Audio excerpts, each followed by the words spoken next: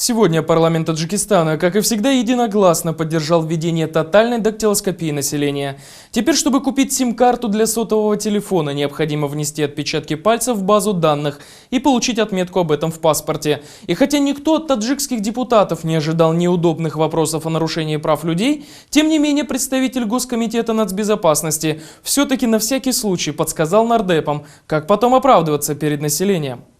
Представитель чекистского органа посетовал, что душманы-талибы беспрепятственно используют таджикские сим-карты, чтобы держать связь между группировками. Кроме того, смеют использовать продукцию отечественной сотовой связи и контрабандисты, и другого рода преступники. Возмутило силовиков, что порой один человек зачастую пользуется несколькими сим-картами, но это пока запрещать не намерены. По словам самих же разработчиков закона, сегодня в республике используется около 7 миллионов сим-карт, то есть подавляющая часть более чем 8-миллионного населения должна в раз пройти дактилоскопию. Чтобы справиться с таким потоком желающего сдать пальчики населения, республике будет необходимо закупить больше оборудования для дактилоскопии, нанять и обучить сотрудников, которые будут осуществлять эту процедуру. Кроме того, нужно будет провести тендеры на закупку этого оборудования за рубежом, ведь подобной техники республика сама не производит. Сколько это все обойдется бюджету, пока не озвучено ни инициаторами законопроекта, ни президентом, который теперь должен документ подписать. Примечательно, что депутаты тоже то ли постеснялись, то ли забыли,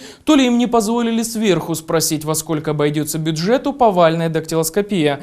Зато председатель Нижней палаты Шукурджон Зухуров поспешил потребовать от будущих органов дактилоскопии иметь хорошее отношение к населению, чтобы не было недовольства со стороны жителей. Так во сколько обойдется тотальная дактилоскопия граждан? Где Таджикистан будет брать средства на покупку оборудования, если в бюджете на следующий год даже не нашлось денег на закупку инсулина и повышение пенсий? Не видит ли нардеп в этом законе нарушение прав человека? Мы спросили у депутата таджикского парламента, главы партии экономических реформ Алима Бабоева.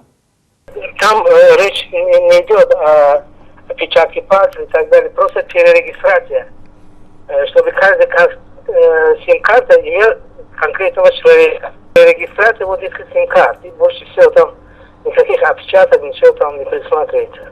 Нет, это сами компании перерегистрируют своих клиентов и представляют информацию. То есть информационную базу создают, и чтобы мы знали, что, допустим, вот этот телефон, который вы мне звоните, это относится к мне.